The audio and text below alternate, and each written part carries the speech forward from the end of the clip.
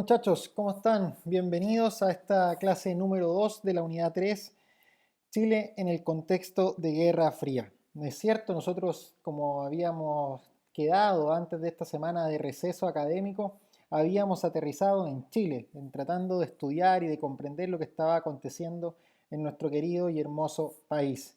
Habíamos hablado de la situación social en la que se encontraba Chile, pero antes de entrar en esos detalles, vamos a enfocarnos en el objetivo de hoy día y ya vamos a hacer una contextualización y un repaso de dónde habíamos quedado.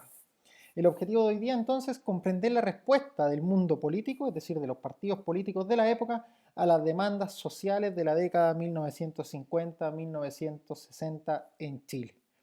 Es decir, cómo los partidos políticos, insisto, de este periodo reaccionaron a las demandas sociales de los chilenos. Y la pregunta sería, ¿cuáles eran esas demandas sociales? ¿Cómo lo estaba pasando la gente en Chile? ¿Y qué es lo que exigía? La foto, que es la misma de la clase pasada, la que está allí, ya nos va a decir mucho. Ahora, ya habíamos dicho que deberíamos haber comenzado con una contextualización y es eso lo que vamos a hacer, ¿no es cierto? Nosotros estamos estudiando el periodo de la historia de Chile que va entre 1950 y 1960, ¿de acuerdo? En este periodo nos enfocamos en esta clase y también un poco en la clase anterior. Ahora, en la historia no solamente se trata del tiempo, se trata también del espacio y nos estamos ubicando en este continente que es Latinoamérica, particularmente en nuestro país, y entender que estamos en un contexto de Guerra Fría, es decir, donde Estados Unidos y la Unión Soviética, el capitalismo norteamericano y el comunismo de la Unión Soviética se intentan disputar estos países y sus materias primas. Para Estados Unidos, mientras esas materias primas debían estar bajo control de empresarios privados, mayoritariamente norteamericanos, para la Unión Soviética era importante que estas empresas estuvieran en manos para corregir la desigualdad y la pobreza en la que se encontraba el pueblo latinoamericano en manos de empresas nacionales o del Estado. Ahí hay un conflicto muy potente que ya hemos hablado en clases anteriores. ¿Y cuál era la situación latinoamericana? Nosotros lo habíamos dicho, muchachos. Pobreza, desigualdad.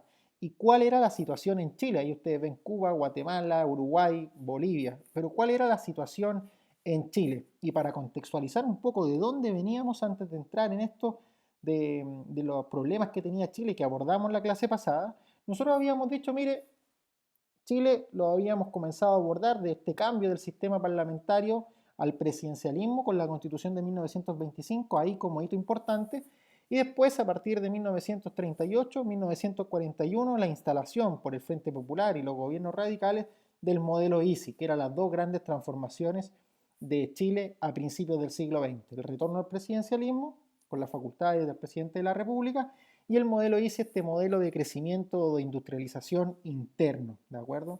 Es decir, de fabricación y de empresas que fueran bajo control estatal. Entonces, este modelo había funcionado y eso es lo que nos habíamos preguntado. Hacia 1950, 1956, muchachos, la verdad, y lo dijimos en la clase anterior, es que este modelo no había funcionado del todo. Seguíamos dependiendo de préstamos extranjeros, principalmente Estados Unidos, no teníamos los medios tecnológicos, los productos que nosotros hacíamos eran en comparación a productos del extranjero más caros, por tanto, si bien eran buenos, de buena calidad, la gente o los países externos o el mercado exterior prefería comprarle a otros países que lo hacían más barato.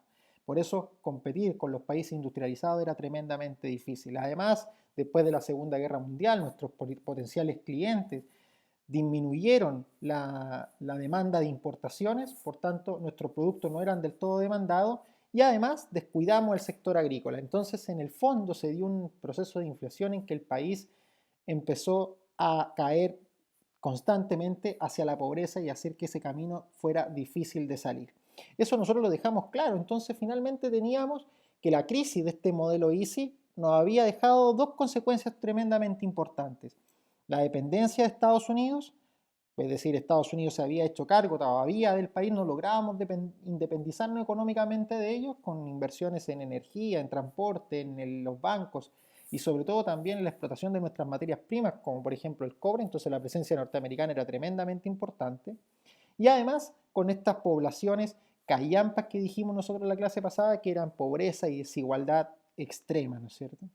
Entonces, ¿qué es lo que acontece con la gente en nuestro país? Que la gente entra en una precarización, vive precariamente.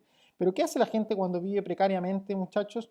se organiza, intenta mejorar su situación. Y ahí es lo que nosotros conversábamos de la politización de la sociedad chilena, es decir, un auge de la participación política de los sectores más desfavorecidos. ¿Y en qué se agrupan? En esto que nosotros vamos a conocer como la izquierda, para intentar cambiar esa situación de desigualdad, influenciados, por supuesto, por la Unión Soviética, como dice ahí, y también por lo que había sido la Revolución Cubana. Sean movimientos sindicales, movimientos de pobladores, movimientos universitarios que nosotros vamos a conocer como de izquierda. Y ahí está la figura de Clotario Blest, que dice una cosa muy especial acá abajo, al final, para no leerlo completo y no demorarnos tanto. Ustedes lo pausarán, ¿no es cierto? Y lo dijimos también en la clase anterior. Cambios estructurales, es decir, la necesidad que veía la gente en Chile de iniciar cambios estructurales. Y esa era la raíz, el leitmotiv de lo que estaba pasando en Chile en la década del 50 y la década del 60. Ahora la pregunta es, ¿quiénes son aquellos que deberían haber realizado estos cambios en el país? ¿Quiénes son los que proponen soluciones para, valga la redundancia, tratar de mejorar o solucionar los problemas de la gente? Y ahí está, bueno, esta pregunta que nos hacíamos recién, y aquí está ya entrando derechamente a la clase de hoy, muchachos, la respuesta de los partidos políticos a los problemas sociales de la gente. Ese era nuestro objetivo, ya dijimos, los problemas sociales ahí están, la dependencia del país de Estados Unidos y además la precarización, la vida en desigualdad y en pobreza. Por eso está ahí el objetivo nuevamente, comprender la respuesta del mundo político chileno a las demandas sociales. ¿Y qué son estas respuestas del mundo político? No es otra cosa, muchachos, muy simple, que las vías de solución a los problemas que tiene Chile. Y vamos a tener, recordando que estamos en un contexto de Guerra Fría, tres posibles respuestas a los problemas que está viviendo Chile. Insisto, los problemas ya lo dijimos, precarización, desigualdad y extremada dependencia de Estados Unidos. Por un lado, la derecha, por otro lado, el centro, los vamos a ir viendo uno por uno, y la izquierda. Tres vías de solución política para intentar mejorar estos problemas. ¿Qué va a proponer cada uno de los sectores? Es lo que vamos a ir detallando a continuación. Así que especial atención porque esto que puede parecer complicado es muy sencillo si uno está bien atento. Entonces, la primera respuesta, a los primeros que se le ocurre una solución, bueno, son simultáneas, ¿no es cierto? Pero vamos a analizar en primer lugar la de la derecha. ¿Y qué es la derecha? ¿Qué solución se le ocurre? Fíjense, primero representan a la burguesía, a los terratenientes, a los grandes latifundistas que son dueños de la tierra, a los grandes burgueses representan los sectores medios altos y también sectores altos. ¿Y cuál es la vía de solución? Es una vía muy apegada a lo norteamericano. Por eso dice ahí, cambios de escasa profundidad al sistema capitalista chileno, busca mantener la libertad económica para producir y vender y así mantener la propiedad privada de las empresas. ¿Qué entiende la derecha? Que es bajo un modelo capitalista. Entienden que el progreso empresarial privado, con apoyo de inversionistas extranjeros, en este caso Estados Unidos, traerá progreso para el país, dando más trabajo y mejores sueldos. Es decir, mientras el privado, al empresario le vaya bien, le va a ir también bien a los trabajadores. Y para eso es necesario la libertad económica, el empresario, el burgués, ¿cierto?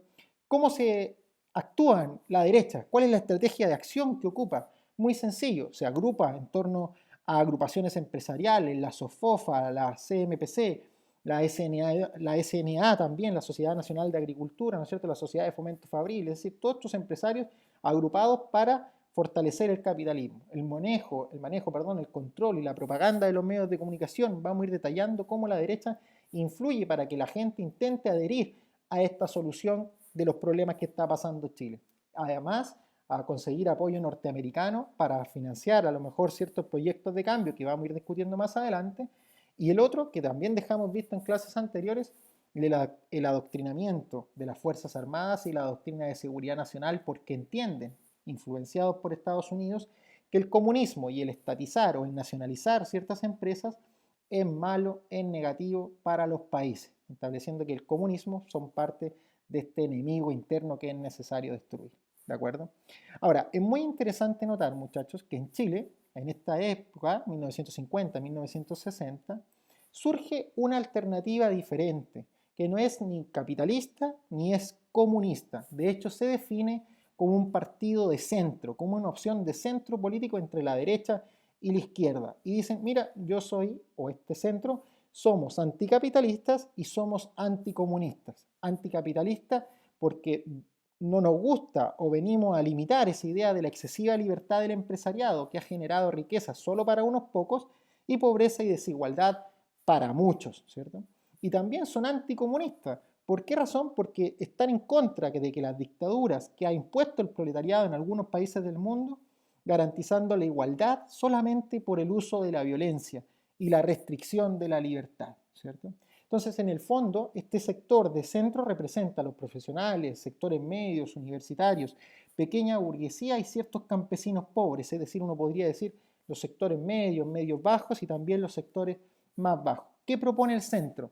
Cambios profundos, cambios revolucionarios, pero no por la vía violenta, no por la vía armada como había sido la Revolución Cubana o como estaba eh, pidiendo la izquierda. Y cambios profundos como no era lo que estaba proponiendo la derecha, que era mantener el sistema capitalista. El centro propone la revolución en libertad.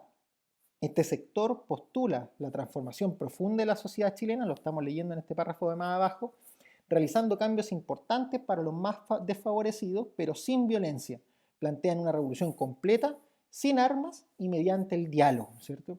Esta opción, esta representación la va a llevar a efecto el Partido Demócrata Cristiano o el PDC fundado en 1957.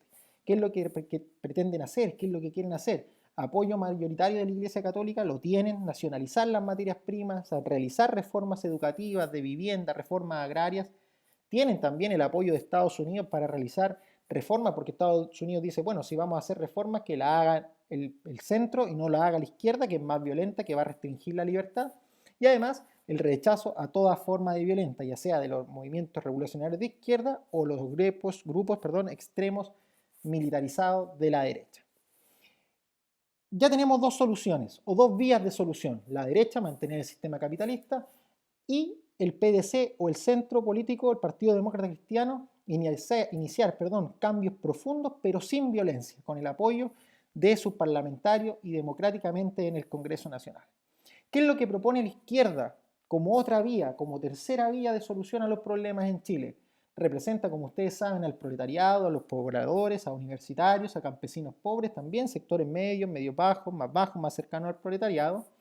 Y desde una visión marxista, es decir, inspirados en Karl Marx, proponen transformaciones profundas para enmendar la injusticia social. Quieren, dice ahí la izquierda chilena, ¿no es cierto? Entiende que este modelo capitalista impuesto por Estados Unidos solo beneficia a la burguesía, a un grupo pequeño de la sociedad que acapara la riqueza. Entonces, ¿cuál es el principal postulado? Instaurar en Chile una república socialista, que estamos leyendo el tercer punto más abajito. Que la propiedad y la administración de las empresas productivas del país estén bajo control del Estado. Es decir, estas empresas serán dirigidas por las clases trabajadoras con el fin de garantizar un acceso igualitario de la población a todos los beneficios que brindan esas empresas. Muchachos, la izquierda, influenciada en este caso por la Unión Soviética, también por la Revolución Cubana, sabemos que va a haber izquierda que es más moderada, que quiere hacer cambios por vía democrática, y también una izquierda que es más extrema por vía violenta o por el uso de la vía armada, se va a agrupar en tres partidos políticos fundamentalmente, no son los únicos: el Partido Socialista, el PS, el Partido Comunista, el PC, y el Partido Radical, el PR, ¿no es cierto? ¿Y cuáles son sus estrategias?